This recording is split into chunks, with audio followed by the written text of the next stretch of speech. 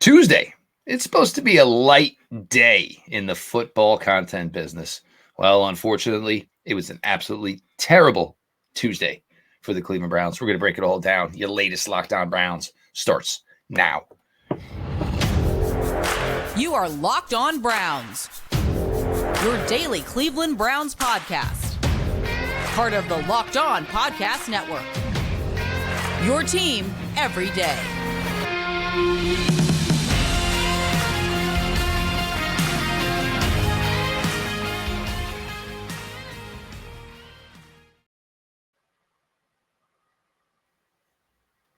Welcome back, my friends, to the show that never ends, your daily delivery of all things Dog Pound, LGB, NELOB, the Locked On Browns podcast, brought to you the Locked On Podcast Network, your team every day. Your host, Jeff Lloyd. I appreciate all of you who make Locked On Browns your first listen every single day. And if you are not part of the everyday crowd yet, well, don't be coy, Roy. Subscribe to Locked On Browns YouTube channel and get in on all the action. And, of course, Locked On Browns is always available, always free, wherever you get your podcasts. Pete Smith along for the ride today from the OBR. Today's episode is brought to you by FanDuel. Make every moment more. Right now, new customers get $150 in bonus bets with any winning $5 moneyline bet. That's $150 if your team wins. Visit FanDuel.com/lockedon to get started. Real quick, and we're going to break it down here. As we spoke yesterday, DeJuan Jones, unfortunately, to the surgeon, out for the season. And I got to be honest, I love my emails from the Browns PR staff. Do a great job relaying information. Today, it was rough. It was rough just opening these up. Jedrick Wills on IR. Knee didn't heal. We'll break about Jedrick Wills now. Unfortunately, Maurice Hurst, obviously chest injury, torn pec. His season is now over. People start here, though.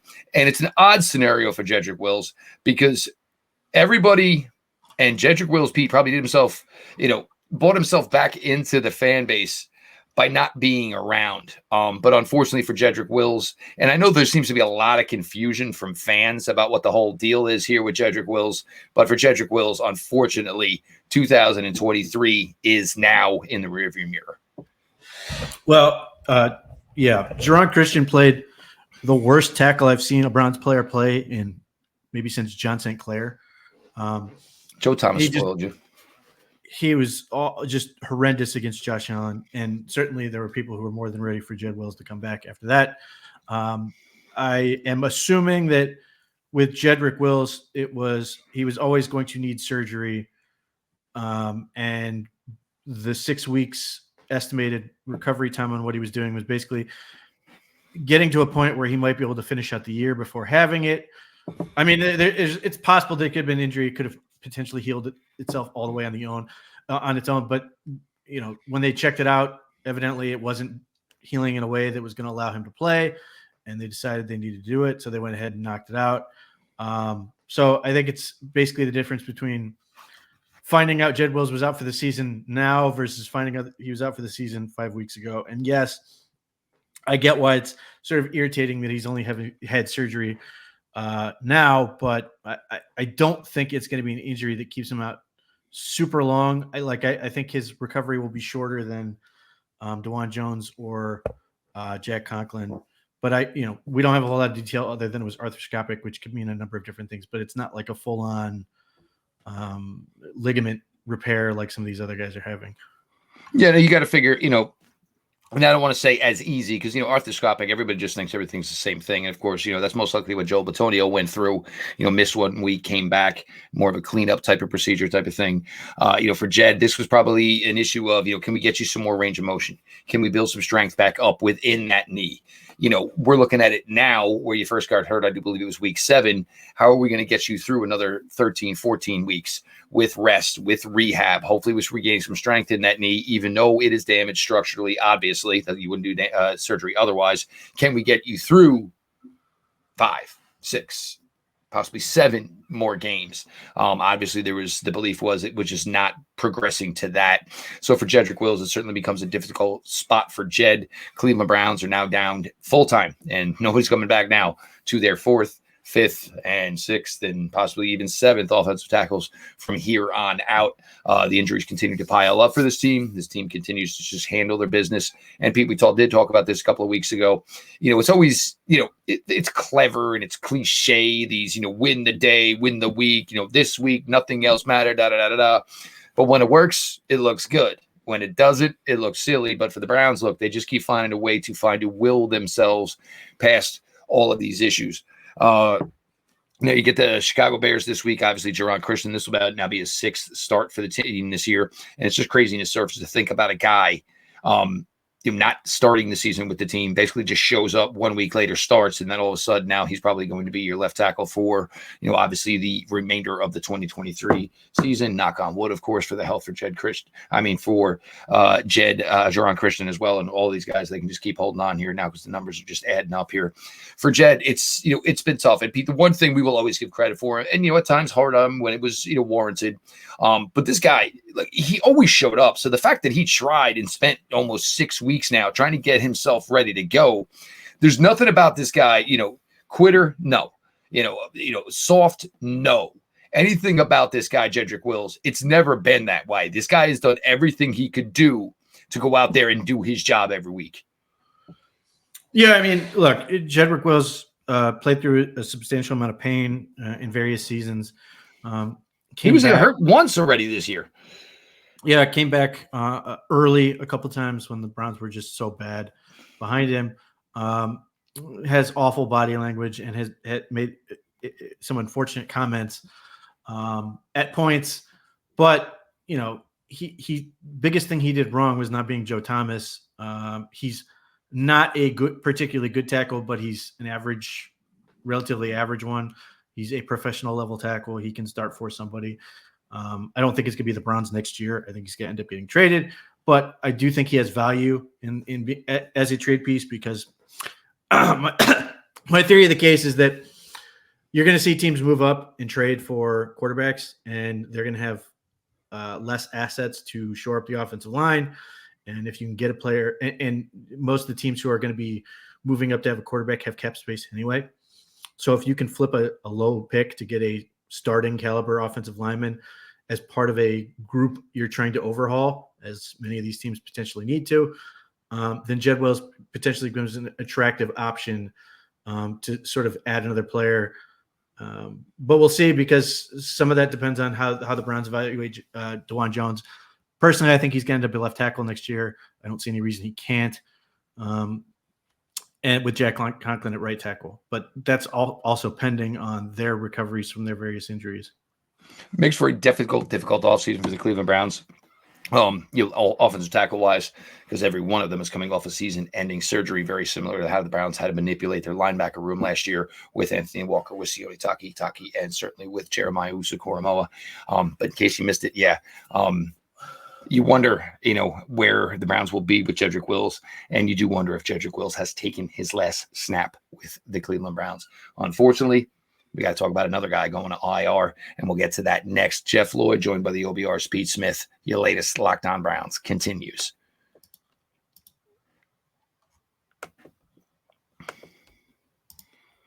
As the weather gets colder, the NFL offers stay hot on FanDuel. Right now, new customers get $150 in bonus bets with any winning $5 moneyline bet. That's $150 if your team wins. If you've been thinking about joining FanDuel, there's no better time to get in on the action. The app is super easy to use. There's a wide range of betting options, including spreads, player props, over-unders, and certainly many, many more. So visit FanDuel.com/lockedon and kick off the NFL season. FanDuel, official partner of the NFL.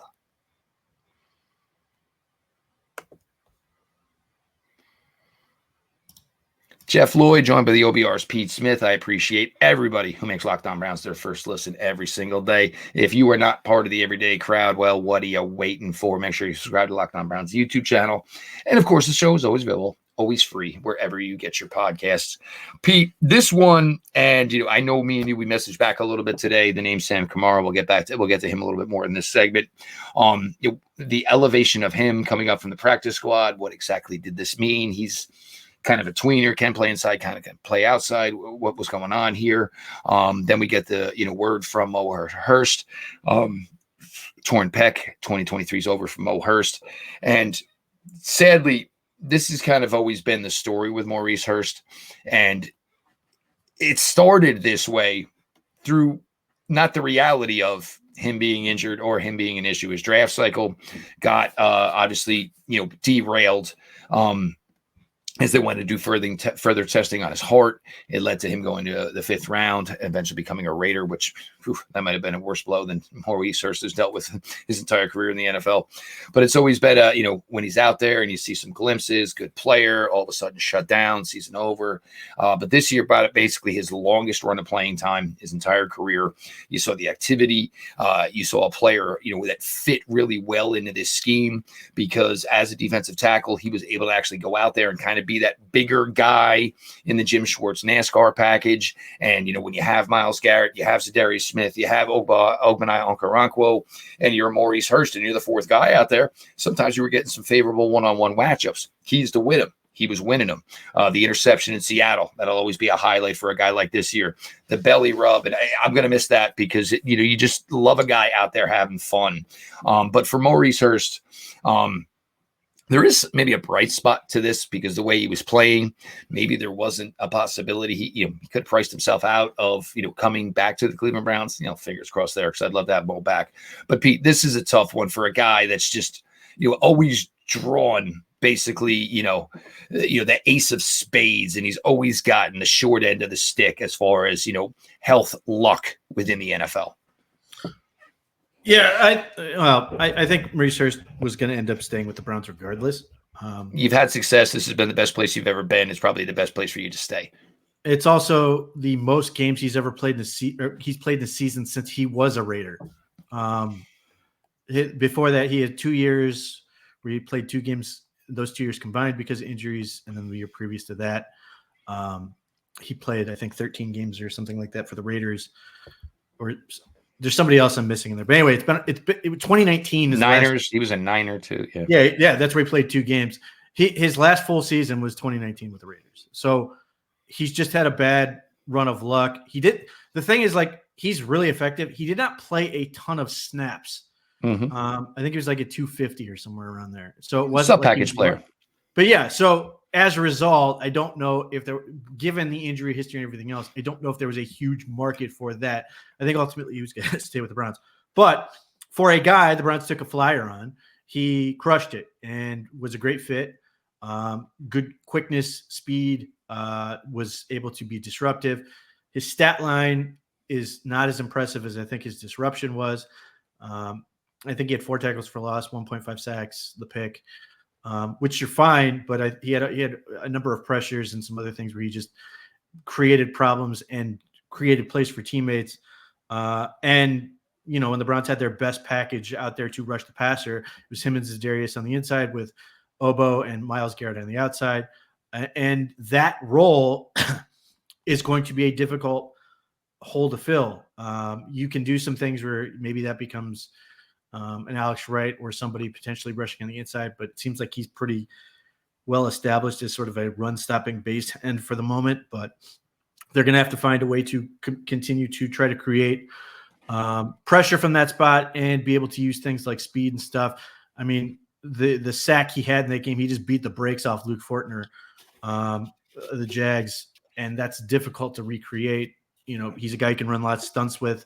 And particularly when the Browns are able to put opponents in obvious passing situations, long down and distance, being able to run various stunts is certainly going to help you. So those are ways that they could use him, and they may lose that a little bit, or it just changes the dynamic in which they can sort of attack people.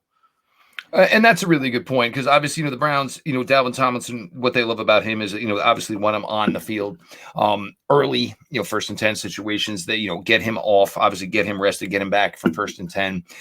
Jordan Elliott, same type of thing, although, Jordan's success is, a little tough to monitor, obviously. And with Jordan Elliott obviously being injured, it brings you down to Shelby Harris.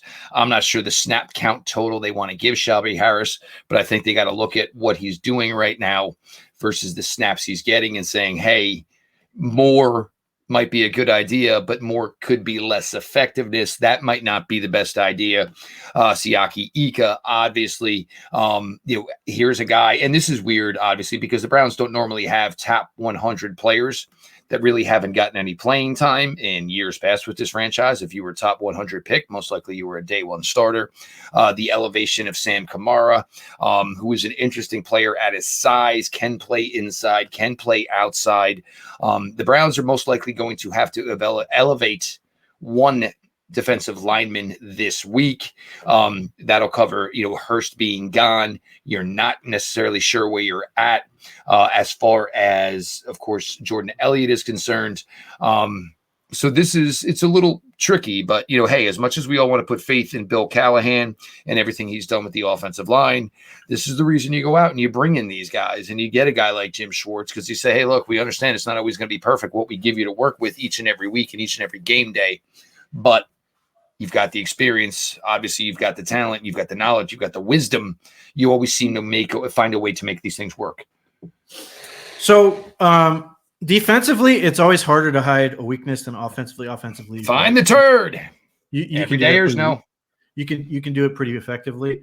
But what that does mean, if the Browns can get into the down and distance situations they want to be in, then it becomes more like offensive football, especially on the defensive line, because now it becomes, how do I create the situation that allows playmakers to make plays? In this case, Myles Garrett being the premium one, but there are obviously other guys that can do that.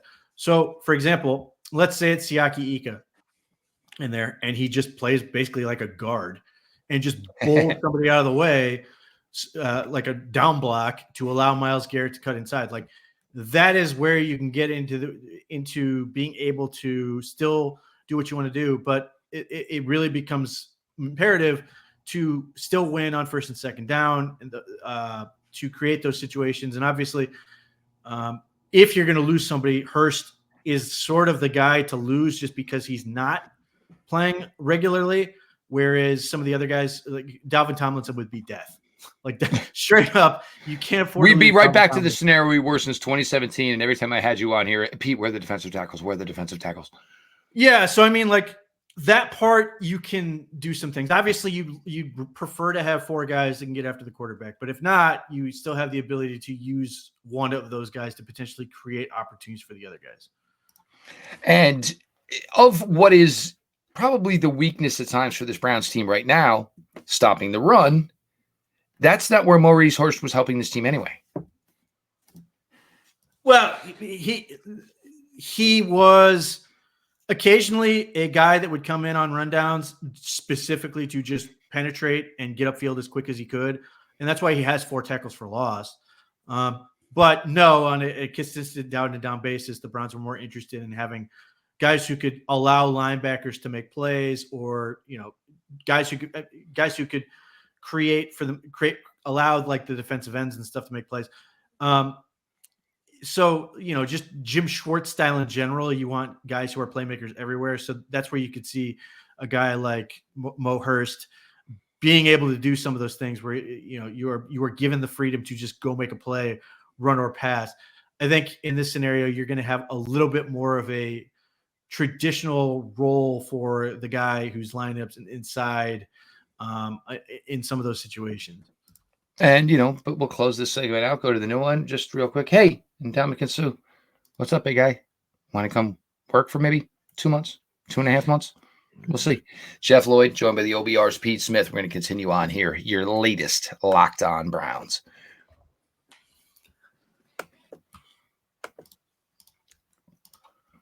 PrizePicks is the largest daily fantasy sports platform in North America. We are the easiest and most exciting way to play DFS. It's just you against the numbers. Instead of battling thousands of other players, including pros and sharks, you pick more than or less than on a 2 to 6 player stat projection, and you can watch the winnings roll in. You want to play alongside some of PrizePicks' favorite players like rapper Meek Mill and comedian Andrew Schultz. You can now find community plays under the promos tab of the app to view entries from some of the biggest names in the PrizePicks community each and every week. PrizePicks even offers a reboot policy so that your entries stay in play even if one of your players gets injured. For football and basketball games, if you have a player who exits the game in the first half and does not return in the second, that player is rebooted. PrizePicks is the only daily fantasy sports platform with an injury insurance policy. We'll have you a Cleveland Browns PrizePicks lineup later in the week, as we always do. Go to prizepicks.com/LockedOnNFL. Use code LockedOnNFL for a first deposit match up to $100. prizepicks.com/LockedOnNFL and use the code LockedOnNFL, LOCKEDONNFL for a first deposit match up to $100.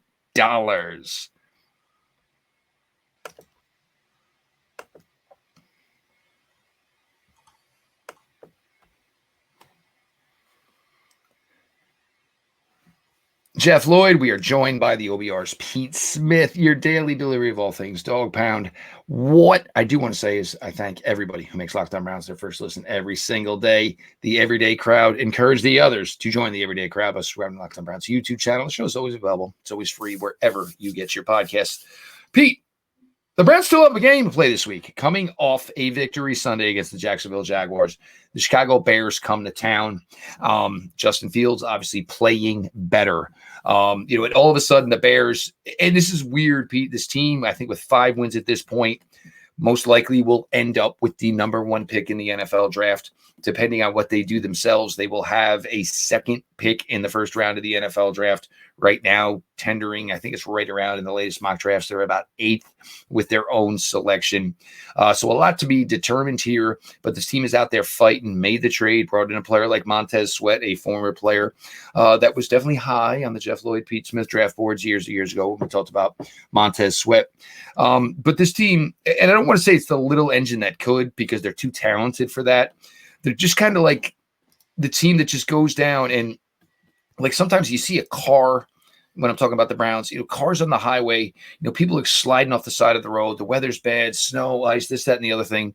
And this is just like a damn solid SUV that just keeps going. All these, distractions, obstacles, all these things keep coming their way, and yet it's tunnel vision. They just keep going about their business. And here it is, another opponent that comes in and certainly can find a way to put some points on the board. It can do a little of this, it can do a little of that. But the Bears come to town, and the Browns, even still, you got that 1-game lead. There is a lot of teams here in contention, and it's really, really difficult to say what this is all going to look like, 4 weeks from now. And the only thing the Browns can control is themselves. And getting to that 9th win right now would be the most important and crucial thing this team can do. But the Bears are coming to town, and the Browns got a ball game to play, injuries or not. So the Bears are playing better. Certainly they've gotten a lot better since the trade deadline, which is when they got Montez Sweat. Coincidentally, Washington has gotten a whole lot worse. Sweat has really transformed their defense. He's easily the best player on that defensive line, and he's going to line up over James Hudson. Not great.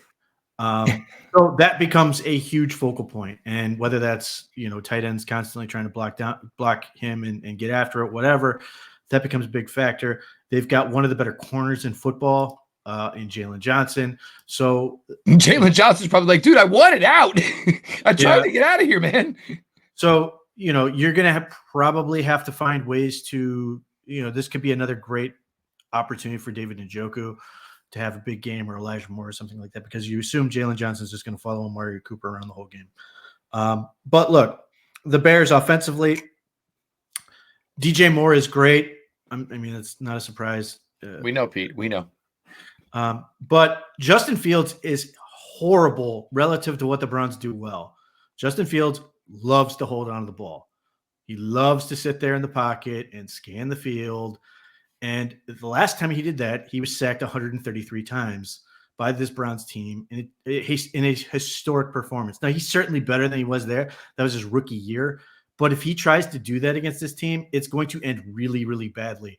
And I won't be surprised if Jim Schwartz heats him up quite a bit to try to create that and see if they can confuse him and just get pressure on him. They've got a lot of running backs. We got to see where the Browns are health wise. Denzel Ward back would be great this week. Grant Delpit being available would be important this week, given with Cole Kmet is a solid tight end. And this should be another big Dalvin Tomlinson game. They're another weak interior. Their center's bad, just like Lou Fortner was. They've got to control the line of scrimmage and force the Bears into obvious passing situations. And if they're going to play that horizontal crap where they're throwing 150 screen passes, I suspect the Browns are going to pick one of those off, because you saw with Trevor Lawrence when they showed pressure and he just turn and throw, the Browns, particularly like Martin Emerson, was just ready to go attack and get downhill. If the Bears continue to try to do that like they have in some of those other games, I think they're going to undercut one of them and potentially score. The Browns are clearly a better team at home. The Bears are an NFC team. The NFC is clearly the lesser conference. They're certainly playing better than they have been, but the Browns I think their confidence is much higher at home.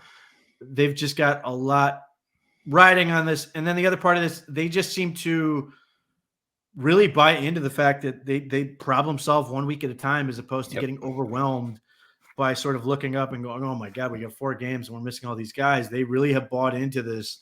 We just got to worry about what we're doing this week and figure it out from that standpoint. But the thing they have to be able to do, and I'm looking at Yannick Ngakoue, run the ball better, because again, Jaron Christian was horrible last week. He's got to be better this week.